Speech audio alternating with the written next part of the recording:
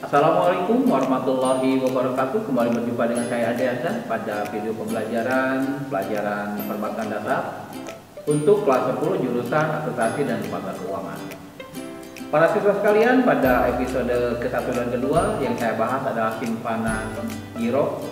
Kemudian episode ke-3 dan ke-4 yang saya bahas adalah simpanan tabungan. Dan untuk episode ke-5 dan ke-6 ini yang akan saya bahas adalah tentang simpanan deposito.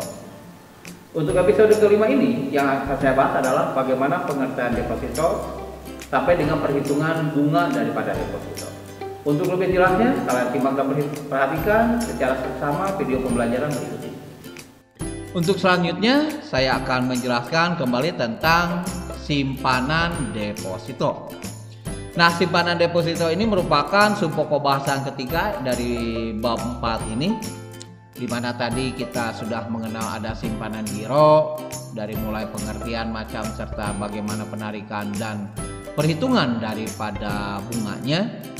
Kemudian yang kedua adalah simpanan tabungan, juga sama, dari mulai pengertian, kemudian juga jenisnya, bagaimana proses penarikannya, kemudian macam-macam jenis tabungannya, sampai dengan nanti bagaimana proses menghitungnya daripada bunga tabungan ini, baik itu dengan bunga rata-rata, bunga terendah maupun dengan menggunakan saldo harian ya. Nah, untuk yang ketiga ini adalah bagaimana simpanan deposito. Nah, yang pertama, pengertian daripada deposito itu sendiri. Nah, para siswa sekalian, jadi dasar hukum daripada pengertian deposito itu sendiri ini kita ambil menurut Undang-Undang Nomor 10 Tahun 1998 tentang perbankan, di mana yang dikatakan dengan deposito adalah simpanan yang penarikannya hanya dapat dilakukan pada waktu tertentu berdasarkan perjanjian nasabah penyimpan dengan bank. Nah, dari pengertian ini artinya bahwa nasabah deposan yang menyimpan uang dalam jangka waktu 6 bulan hanya dapat mencairkan uangnya setelah jangka waktu 6 bulan tersebut berakhir atau tanggal jatuh tempo. Ya. Jadi nanti sifatnya nanti sesuai perjanjian tadi ya. Nah, namun apabila nasabah mencairkannya sebelum waktu jatuh tempo, maka nasabah tersebut akan dikenakan denda atau disebut dengan penalti rate yang besarnya tergantung kebijakan bank yang bersangkutan. Jadi tidak tertutup kemungkinan seorang deposan ini mengambil dananya sebelum jatuh tempo. Ya, itu dipersilakan dengan catatan bahwa deposan tadi akan mengalami atau dikenakan denda atau disebut dengan penalti rate ya. Nah, berikutnya para siswa sekalian, apa saja jenis deposito yang biasa terdapat di bank-bank yang ada di Indonesia? Nah, dalam buku bank dan lembaga keuangan lainnya, karangan Kasmir tahun 2012, maka disebutkan bahwa deposito terdiri atas 3 jenis. Yaitu yang pertama ada deposito berjangka, yang kedua ada sertifikat deposito, dan yang ketiga adalah deposito on call ya. Kita bahas yang pertama, yakni deposito berjangka. Nah, deposito berjangka adalah deposito yang penerbitannya menurut jangka waktu tertentu, di mana nanti biasanya bahwa jangka waktu yang biasanya ada yakni antara 1 bulan, 2 bulan, 3 bulan, 6 bulan, 12 bulan, 18 bulan hingga 24 bulan, atau tergantung nanti dari bank yang menerima dari nasabah deposito itu sendiri ya. Kalau dalam gambar kita ada 1 bulan, 3 bulan, 6 bulan, dan 12 bulan. Ini adalah dikembalikan kepada bank pengelola daripada rekening deposito. Sehingga deposito jenis ini dapat ditarik dengan menggunakan BG yang biasanya diterbitkan atas nama perorangan maupun lembaga. Nah, selanjutnya para siswa sekalian, Yang kedua, kita mengenal ada sertifikat deposito. Apa itu sertifikat deposito ya? Nah, maka sertifikat deposito adalah deposito yang diterbitkan dalam jangka waktu 2, 3, 6, dan 12 bulan yang bentuknya lembaran dalam berbagai nominal ya. Jadi tergantung nanti nominalnya berapa. Di mana nanti sertifikat deposito ini dapat diperjualbelikan karena bentuknya lembaran serta pencairannya dapat dilakukan di muka baik secara tunai maupun non tunai.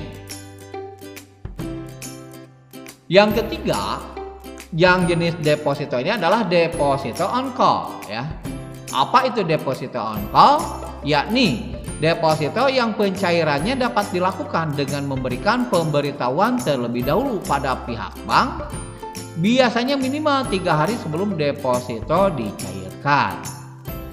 Di mana nanti daripada deposito on call ini dia memiliki jangka waktu minimal 7 hari dan maksimal kurang dari 1 bulan biasanya ya.